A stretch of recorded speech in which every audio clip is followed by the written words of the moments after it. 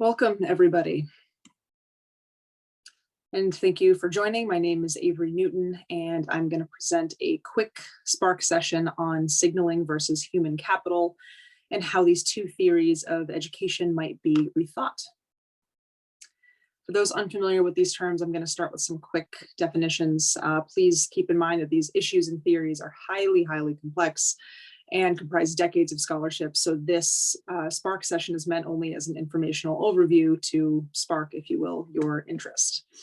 So first, in the human capital model of education, education or schooling is seen as infusing value into a student. In this model, skills improve and accumulate over time in a compounding or value-added capacity. Skills, knowledge, and ability are observed in that they increase the productivity and value of a prospective employee. In the signaling model, education is understood instead as reflecting existing or innate student characteristics. Credentials and degrees are seen as evidence of these pre-existing skills and competencies. So in other words, education functions as a certification system. The student was capable of graduating from college regardless, and here's the paper to prove it.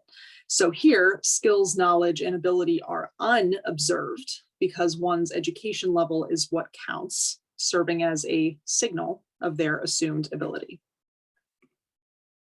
So what's the issue? Well, if we assume that there is actually added value associated with the education that we receive, then we likely align more closely with the human capital model. But throughout our culture, and especially in employment contexts, what dominates is not the human capital framework, but rather the signaling framework. How so? Put simply, required bachelor's degree. So in this example, if the diploma is what's important, then anything less than that, including partially completed credentials, is overlooked or not valued. Think as well about college stopout, dropout, and student debt. Imagine a student who takes out $20,000 in loans and completes 2 semesters in college before running into some family trouble. That student hasn't graduated, and they are in debt, and they haven't made any more progress toward qualifying for a bachelor's required job relative to a fresh high school graduate. So when we follow the signaling model exclusively, this is what is at risk. And due to systemic challenges in college access, persistence, and completion, there's a glaring question of opportunity here as well. So here's a way to represent the distinction between these two models visually. A human capital approach understands the incremental value added in skills, knowledge, and ability throughout each semester, each course, each learning experience in a student's educational journey. So capital really scales in direct proportion with time. A signaling approach, in contrast, is what we have on the right, looking more like a stepwise function. Only upon completing a credential is a person's educational value fully acknowledged. So to make this more concrete, let's say we have a student who's completed 3 years of college coursework. On the human capital line, this student is 3/4, 3 years out of 4, through their education. So we assume they've gained about 75% of the value of a college education in terms of experience, learning, growth, etc.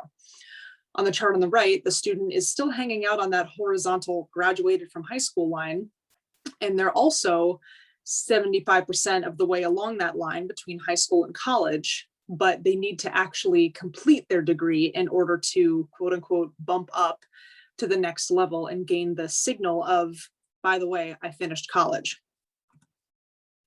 So as we can see here, the same student is perceived at 2 different really levels along their educational journey. And this gap right here carries implications for how they're perceived, which skills and experience they are assumed to have, and what types of employment they may be qualified to even apply for. Our current sort of signaling centric approach in our society risks overlooking the added value of incremental educational and other learning experiences. So I wanted to wrap up here with 2 points. One, some evidence that we are making strides toward actually acknowledging and honoring these incremental steps in students' learning and training, and two, some open questions for your consideration. So here are some recent indicators of progress toward adopting the human capital model, at least in part. First, the growth that we're seeing in credentialing, micro-credentialing, and badging, including novel opportunities in digital learning and tech boot camps, for example. Second, the growing emphasis on competency-based education and skills acquisition in addition to just degrees or diplomas.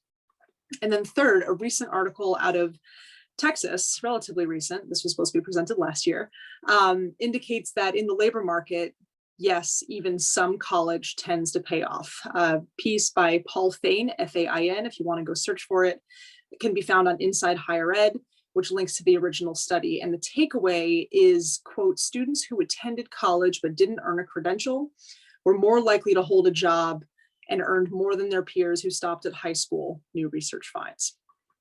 So all of this tells me that we may be shifting away from a strict signaling model and beginning to adopt a more human capital centered approach.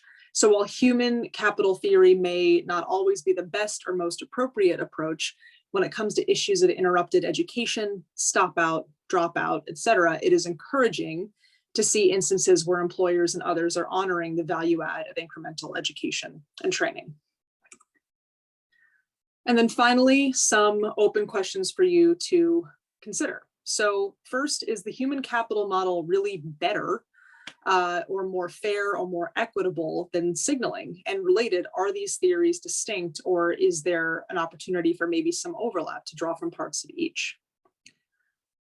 Second, is it appropriate and sensible for employers to require degrees or credentials to get in the door in all contexts, or are there opportunities to adopt more of a human capital approach and focus on those interim stations along a student's educational journey? And sort of another question, does adopting more of a human capital framework remove the incentive for those who would otherwise go on to earn the full credential? And what are the consequences and opportunities associated with this? And then lastly, beyond just employment, how do you see these models playing out in your own work and in your own context? In what ways might it be better to focus on students' incremental progress? And in what ways might it be better to focus on the completion or certification on the signaling side? So that is all that I have for you today. I hope you've enjoyed this introduction to the human capital versus signaling models, and I hope this gives you some food for thought in your own work context. Thank you very much.